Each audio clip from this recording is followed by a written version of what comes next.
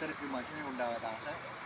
இந்த மாலை வேளையில் ஆண்டவர் உங்களுக்காக ஒரு வார்த்தை கொண்டு வந்திருக்கிறார். இந்த வார்த்தை உங்களுக்கு ஒரு ஆசீர்வாதமாய் அமைய வேண்டும் என்று நான் உங்களை பிரார்த்திக்கின்றேன்.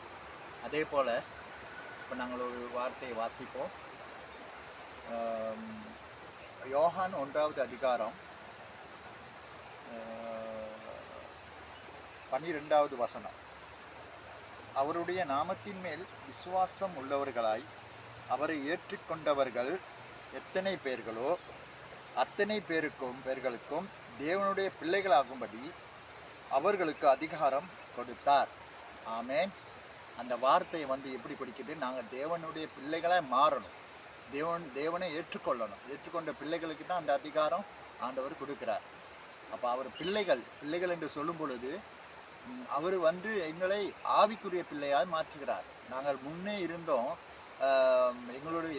எங்களுக்கு விருப்பமான வழிகளே நாங்கள் வாழ்ந்தோம். எத்தனையோ பேர்களுக்கு நாங்கள் பிள்ளைகளாக இருந்தோம். ஆனாலும் இன்றைக்கு ஆண்டவராக இயேசு கிறிஸ்துவை ஏற்றுக்கொண்ட பிற்பாடு அவருடைய சொந்த பிள்ளையாய், அவருடைய சொந்த மகனாய், அவர் சொந்த ஜனமாய் எங்களை தேர்ந்தெடுத்திருக்கிறார். அல்லேலூயா.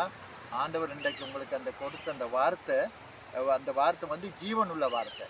இதை எத்தனை பேர்களை ஏற்றுக்கணும், அத்தனை பேர்களுக்கும் அவர் பிள்ளையாகும்படி அந்த அதிகாரத்தை கொடுக்கிறார். ஆமேன். நம்ம அதற்காக நாங்கள் ஜெபம் பண்ணுவோம். அந்த வார்த்தைக்காக பரலோக தகப்பனே, இந்த நேரத்தில் ஒப்பு கொடுத்து நான் ஜெபிக்கிறேன்.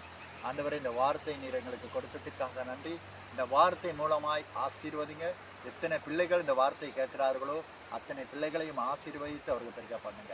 ஆண்டவரே, நீங்கள் ஆண்டவரை பொறுப்படுத்தி வழி நடத்துங்க. இயேசுவின் நாமத்தில் ஒப்பு கொடுக்கிறேன் நல்ல பிதாவே. ஆமேன், ஆமேன், ஆமேன்.